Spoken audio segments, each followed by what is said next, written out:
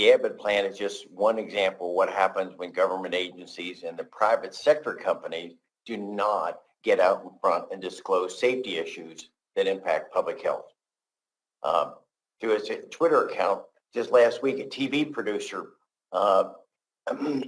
put on social media that there were multiple, this is a quote, multiple inspections showed no issues at the Abbott plant, and that the FDA bill that we passed last week was unnecessary.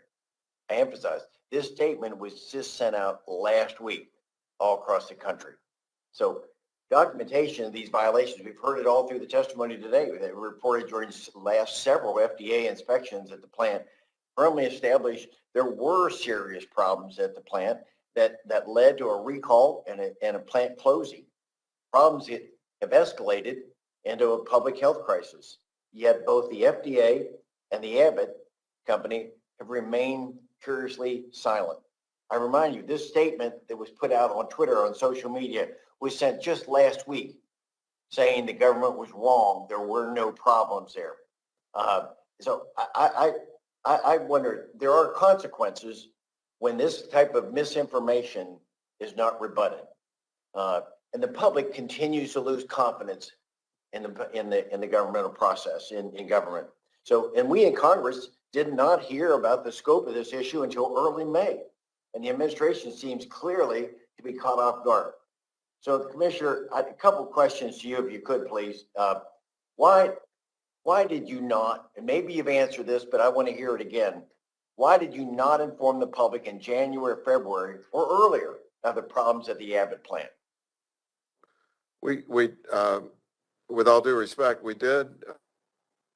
Call was made. There was a public announcement both by Abbott and by the FDA about the problem with the product and the general reason it needed to be recalled.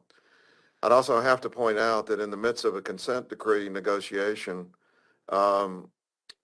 it's very difficult to talk about the specifics of them until that is completed because of legal prohibitions. I've got a couple other questions on the thing is, so what are you doing to combat this type of social media providing incorrect public health information?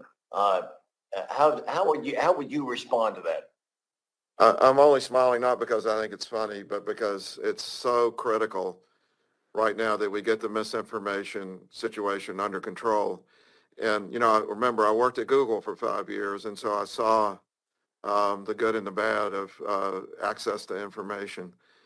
FDA is going to have to change its outward-facing strategy to more proactive and preemptive. I would point to the American strategy with Russia and the Ukraine as one of the best examples in history of always being one day ahead of the misinformation. Okay. This is a big change for FDA, so we're going to have to claim my time. I got two more questions. How will the passage of last week's FDA bill increase the production of baby formula?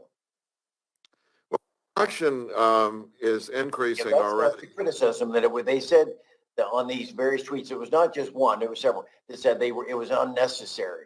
So I want to know, how do we increase, how we get back to production? How to put in $28 million? How is that going to increase production? Well, remember the Abbott plant needs to get up and running. We got to oversee away in micro detail to make sure that it's done correctly. And as we bring in supply from other countries, remember we already have overseas plants that we import from on a regular basis, almost double digits. So as we bring that product in, we got to inspect it, make sure it's of the quality that we expect in America of formula. And we need to upgrade our information systems, as I've already said, to make sure that as all this goes on, we can keep track of it and make sure that we're coordinated. Commissioner, did the FDA have a mitigation plan in place before the plant was shut down? Yes, as Dr. Main, I think, recounted in some detail. We had a number of steps that we were taking to keep production up, and it actually did increase on a national basis. But the purchasing obviously outstripped the production, as you well know.